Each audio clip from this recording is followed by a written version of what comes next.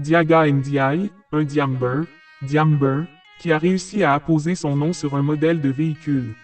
Il a imprimé son nom à jamais sur le modèle de transport du Sénégal. Son nom, c'est Diaga Ndiaye.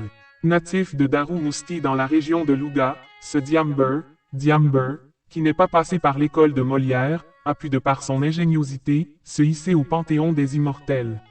Son ingéniosité lui a permis de transformer les fourgonnettes de marque Mercedes-Benz 508 destinées à transporter uniquement des bagages en voitures de transport en commun. Mais comme le dit un adage, la réussite est toujours accompagnée par la main divine qui surprend son homme. Tout est parti de sa rencontre avec le 6e calife de Serigne Touba, Serigne Mouhamadou Lamine Bara Mbacké, qui était au moment de cette rencontre dans le cercle des petits-fils du fondateur du mouridisme, proche du calife Mouhamadou Fadilou Mbacké. C'est ce dernier qui lui a ouvert la voie du succès et de la réussite de son projet, créer un modèle de voiture. C'est une longue histoire qui se cache derrière ce mythe, que Dakar vous fait découvrir à travers ce reportage. Au-delà des ânes, des chevaux qui servaient de moyens de déplacement, ce sont les cars rapides qui ont été les premiers moyens de transport roulant. Mais il a fallu attendre, le Diamber, pour que le parc s'agrandisse.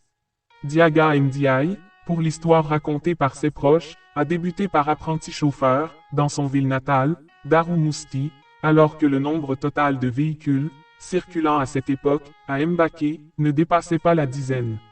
Ainsi, c'est en s'agrippant derrière le taxi brousse qu'il fera la connaissance de feu Serigne Bara Mbacké, ancien calife général des Mourides avec qui il entretiendra des relations, qui finiront par lui assurer la protection de Serigne Fallou Mbacké, 2e calife général des Mourides.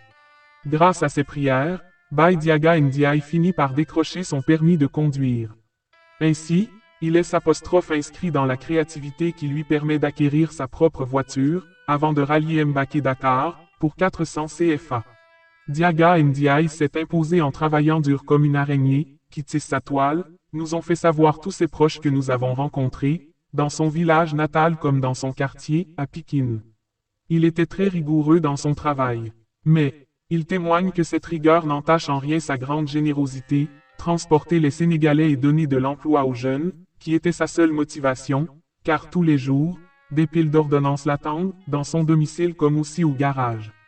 Pour preuve, les lundis et vendredis, les populations se bousculent au garage de Fass Mbao, attendant que sa généreuse main leur vienne en aide.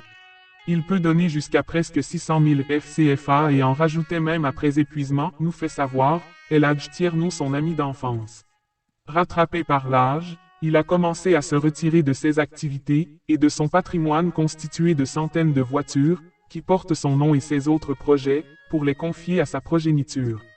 Ces derniers, pour la modernité, ont accepté le fameux projet de renouvellement du parc automobile, pour changer les Mercedes-Benz qui ont roulé plus d'un demi-siècle en bus modernes appelés Tata. D'ailleurs, c'est un de ces enfants qui est à la tête de l'association de financement des transports urbains AFTU. Dakaractu vous fait découvrir ce révolutionnaire aux facettes multidimensionnelles du transport en commun. Rapportage Kassida Plus TV. Abonnez-vous à notre chaîne YouTube gratuitement sur Kassida Plus TV et restez informés chaque jour de nos nouveautés.